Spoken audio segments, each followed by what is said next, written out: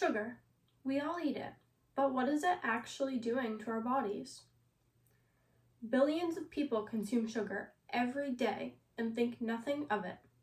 In fact, most people here have already overconsumed sugar for the day.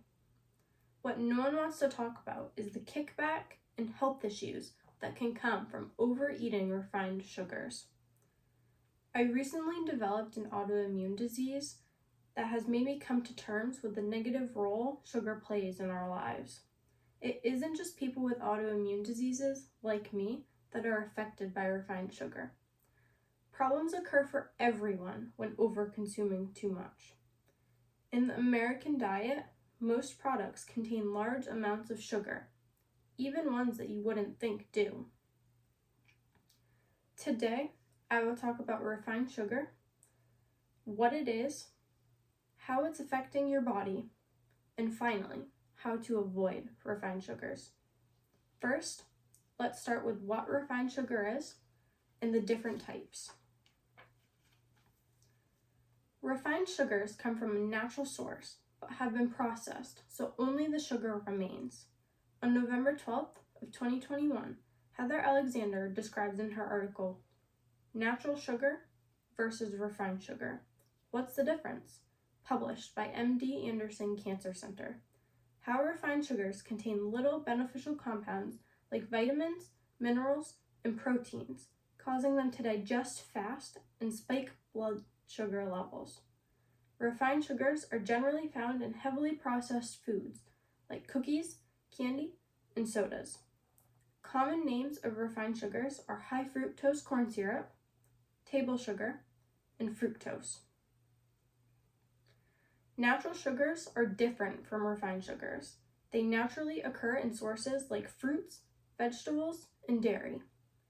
They are generally safe to eat because they come with protein or fiber that aids in slowing the digestion process, preventing rapid blood sugar spikes.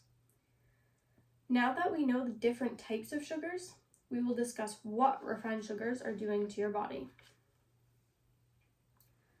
On January 6 of 2022, Harvard Medical Publishing wrote an article about how high amounts of sugar can overload the liver, causing fatty liver disease, a high contributor to diabetes, additionally raising your risk of heart disease. Those who consume refined sugars as the main part of their diet have a 38% higher chance of dying from cardiovascular disease. Chronic inflammation, obesity, and high blood sugar are direct results of excessive consumption of refined sugars. Refined sugar consumption is also linked to a higher chance of depression, dementia, liver disease, and certain types of cancer. Now that we have talked about the effects of refined sugar, we will talk about how to avoid them. In a Healthline article on September 5th, 2019, Petre and Bargenoir describe in their article what is refined sugar, how checking food labels for common refined sugar names is a good way to start avoiding them. Many packaged foods contain refined sugars.